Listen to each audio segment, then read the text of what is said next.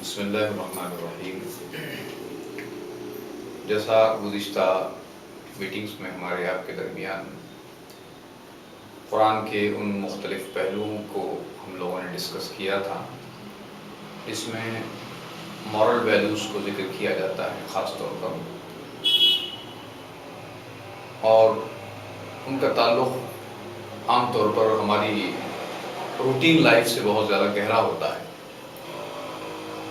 اس کے علاوہ جو بہت ساری چیزیں اور بہت ساری باتیں جو ہمارے سامنے آتی رہتی ہیں مختلف اسپیچز میں، بیانات میں اور جمعہ کے خطبوں میں، جس میں بہت ساری باتیں ہم لوگ سیکھتے ہیں، جس میں نماز پڑھنا، روزہ رکھنا اور مختلف قسم کے اذکار اور مختلف قسم کے وظائف اور مختلف اوقات میں ہونے والے ذکر و اذکار کی باتیں، یہ ساری باتیں تو ہم لوگوں کو کہیں نہ کہیں سیکھنے کو مل جاتی رہتی ہیں،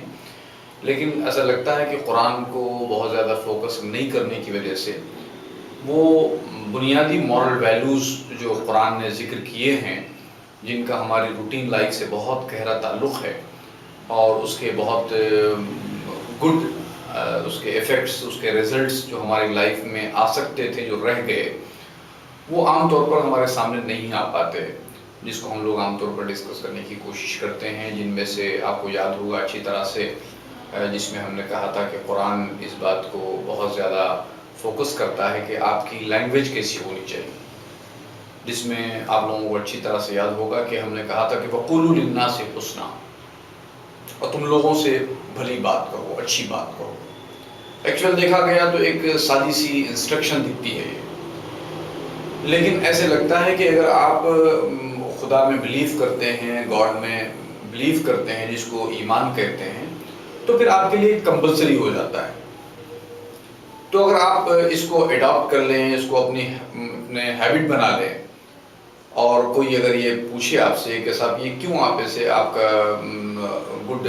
رویہ ہوتا ہے، کیوں آپ گڈ اسپیک کرتے ہیں کسی کے ساتھ بھی، تو آپ کہہ سکتے ہیں کہ صاحب یہ تو ایمان اور عمل صالح کا ایک کمبینیشن ہے۔ جہاں ہم گاڈ میں بلیو کریں گے تو پھر فوری انسٹرکشن آ جائیں گے آپ کے لیے کہ صاحب ٹھیک ہے، اب جب ہم پہ آپ بلیو کرتے ہیں تو ہم آپ کو ٹاکنگ اسٹائل بھی سکھاتے ہیں، اسپیکنگ کیسے ہو تمہاری ہو وہ بھی سکھاتے ہیں، تاکہ تم ایمان کے ساتھ عمل صالح کرنے والے بن جاؤ۔ تو عمل صالح کی حیثیت سے ہم لوگ بہت ساری اچھی اچھی باتیں جانتے ہیں، لیکن عمل صالح کا کانٹیکٹ جو جنرلی آپس میں ایک دوسرے سے ہوتا ہے، جس میں نے ابھی کہا کہ وَقُولُوا لِلنَّاسِ حُسْنًا، تم لوگوں سے بھلی بات کہو، تو یہ ایک آپشنلی چیز سمجھ میں آتی ہے کہ کوئی آدمی بہت اچھی بات کرتا ہے تو ہماری سوسائٹی کے اندر یہ کہا جاتا ہے کہ صاحب بہت اچھی بات کرتا ہے، وہ بات کے اندر بڑی نرمی ہے اس کے، اور اس کی کلام میں شیرینی ٹپکتی ہے، تعریف کر دیتے ہیں ہم لوگ، لیکن اس کو ریلیٹ نہیں کر پاتے کہ یہ ایمان کے بعد عمل صالح ایک ہے، گڈ ڈیڈ ہے یہ۔ جس طرح دوسری چیزیں ہم ایمان کے بعد جیسے نماز پڑھتے ہیں تو ہم بولتے ہیں کہ صاحب ایمان کے بعد نماز کا پڑھنا ضروری ہے، اسی لیے نماز پڑھنا چاہیے۔ ایمان کے بعد روزہ رکھنا ضروری ہے، اس لیے روزہ رکھنا چاہیے رمضان کے اندر۔ ایسی بہت ساری باتیں ہوتی ہیں۔ تو ایسے کوئی آدمی نہیں کہتا کہ ایمان کے بعد ایک آدمی کو بات کے اندر اس کی نرمی ہونی چاہیے اور ایک گڈنس ہونی چاہیے اس کی بات کے اندر، اور دوسرا آدمی ایک اچھا فیل کرے آپ بات کریں، یہ ایمان کے ساتھ عمل صالح کا کمبینیشن، یہ عام طور پہ جنرلی ہمارے درمیان ڈسکس نہیں ہوتا ہے۔ تو یہ بات بھی ہمارے ساتھ ہوئی تھی، اور کچھ باتیں اور بھی ہوئی تھی، جن میں ایک بات یہ بھی تھی کہ صاحب کمٹمنٹس کو فلفل کرنا۔ تو کمٹمنٹ کو اگر فلفل کرتا ہے تو لوگ ایک اچھی حیثیت سے تو جانتے ہیں اس کو کہ صاحب بہت وعدے کا پابند آدمی ہے، کوئی کمٹمنٹ کرتا ہے تو کمٹمنٹ وہ فلفل کرتا ہے، بہت کمٹمنٹ کے معاملے میں سینسیٹیو ہے، اچھا آدمی ہے، اس حیثیت سے ہم لوگ جانتے ہیں، لیکن اس کو ریلیٹ نہیں کر پاتے کہ قرآن نے اس کو ایمان کا تقاضا بتایا۔ یعنی جیسے ہم کہتے ہیں، جیسے ابھی میں نے ذکر کیا کہ ایمان ہے تو صاحب اس کے بعد نماز نہیں، یہ کیسے ہو سکتا ہے؟ جیسے مختلف احادیث میں بھی اس بات کا ذکر چلتا ہے کہ رسول اللہ صلی اللہ علیہ وسلم کے صحابی نے فرمایا، حضرت عمر رضی اللہ تعالیٰ عنہ نے، کہ ایمان کے بعد اگر نماز نہ ہو تو اس کا ایمان نہیں، اس قسم کی کچھ باتیں ہیں۔ تو ویسے ہی یہ ہمارے پاس پاپولر نہیں ہے کہ ایمان کے بعد اگر کمٹمنٹ فلفل نہ کرے تو وہ ایمان کہے گا ایمان، یعنی ایمان کے ساتھ عمل صالح کا اگر جوڑ نہ ہو، یعنی ایمان لایا، بلیو کیا، تو پھر گاڈ کی اس بات میں بلیو کرنا پڑے گا کہ وہ کمٹمنٹس کو فلفل کرنے والا ہوتا ہے۔ جب یہ ڈیڈز بھی، یہ اعمال صالحہ بھی وہ حیثیت اختیار کر لیں، وہ جگہ پا لیں ہمارے مائنڈ کے اندر جو نماز نے پائی ہے، روزے نے پائی ہے، حج اور زکوٰۃ نے پائی ہے، تو پھر ہم خود محسوس کریں گے کہ ہماری لائف کے اندر کتنی ڈفرینٹ آ جائیں گے، کتنی مطلب خوشیاں آئیں گی، کتنے اچھے ریزلٹس ہماری لائف کے اندر آئیں گے، کتنی پیسفل لائف خود ہماری آپ کی ہو جائے گی، اور کتنی پیسفل لائف دوسرا لے سکے گا ہم سے جو ہمارے سے کانٹیکٹ میں آتا ہے۔ تو اسی قسم کی ایک بات جو ہم آپ سے آج ذکر کرنا چاہتے تھے، وہ شاید یہ تھی کہ قرآن نے اس بات کا ایک فارمولا دیا ہے کہ ادفع باللتی ہی احسن، کہ تم برائی کو بھلائی کے ذریعے سے دفع کرو۔ اب یہ ایک فارمولا ہے، اور جیسے کہ آپ جانتے ہیں کہ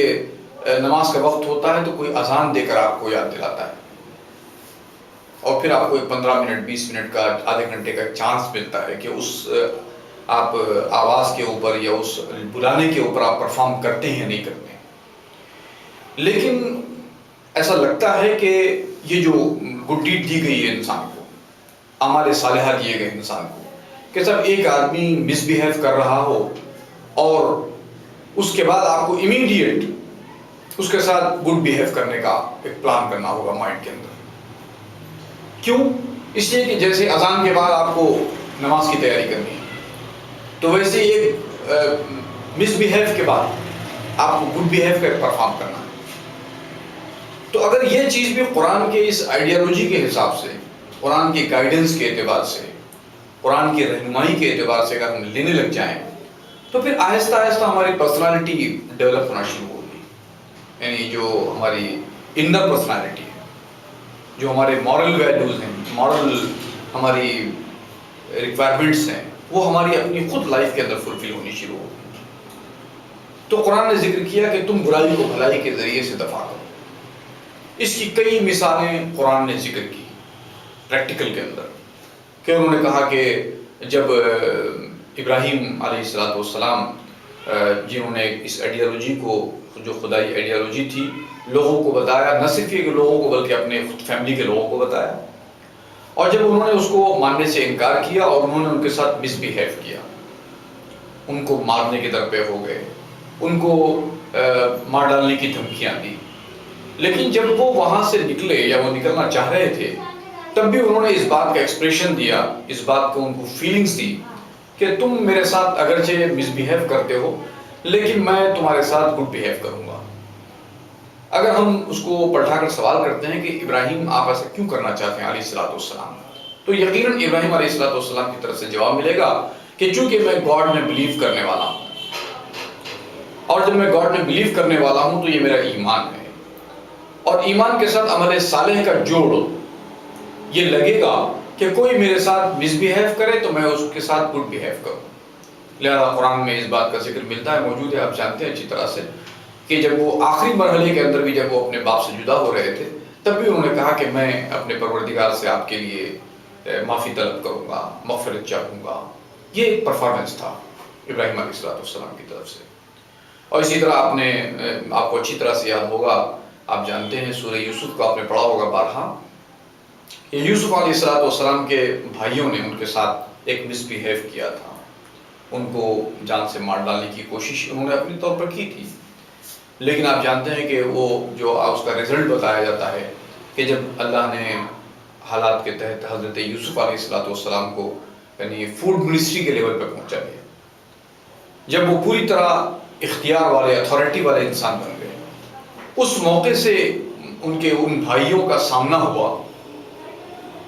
ان کے بھائیوں نے ان کو فیس کیا، جبکہ وہ ٹوٹلی